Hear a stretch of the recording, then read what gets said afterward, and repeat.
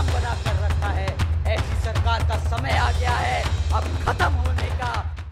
मायावती के राजनीतिक वारिस आकाश आनंद इन दिनों जोरदार चुनावी प्रचार में जुटे थे, लेकिन अब अचानक उनकी चुनावी रैलियां रद्द कर दी गई हैं, यानी वो चुनाव प्रचार से दूर हो गए हैं।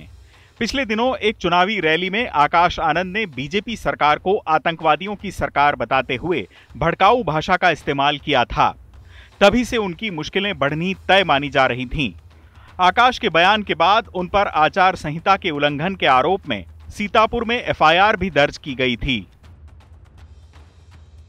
जो अपने बच्चों को भूखा रखे, जो सरकार अपनी बहन बेटियों को, जो बहन बेटियों पे अत्याचार होने दे, जो अपने युवा साथियों को, युवाओं बच्चों को बेरोजगार रखे, जो अपने बड़े बुजुर्गों को फ्री राशन के नाम पर यहां की जनता को गुलाम बनाकर रखे, ऐसी सरकार को आप जानते हैं क्या कहना चाहिए?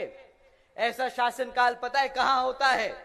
जहां बच्चे भूखे रहें, जहां बहन बेटियों पे अत्याचार हो, जहां युवा बेरोजगार हो, जहां जनता फ्री राशन के नाम पे गुलाम बना दी जाए।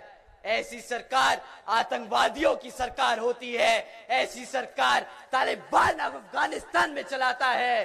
साथियों, इन सरकारों ने, भाजपा की सरकार बुलडोजर की सरकार नहीं, यह आतंकवादियों की सरकार है।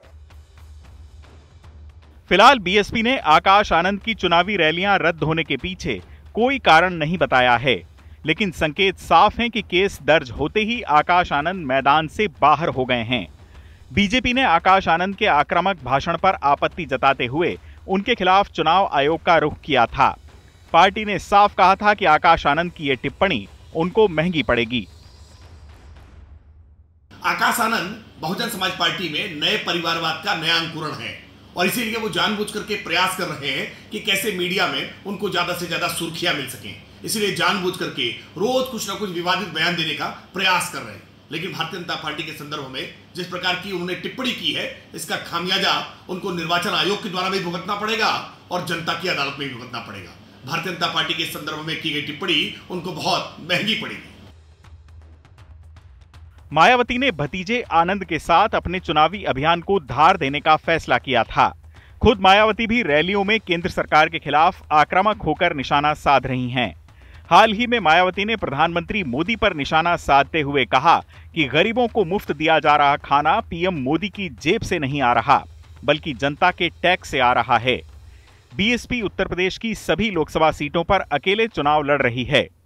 माना जा रहा है कि इस बार कुछ सीटों पर बीएसपी कड़ी टक्कर में है और जीत का परचम फहरा भी सकती है। पिछले लोकसभा चुनाव में बीएसपी ने समाजवादी पार्टी के साथ गठबंधन किया था और 10 लोकसभा सीटों पर जीत हासिल की थी। चुनाव आज तक।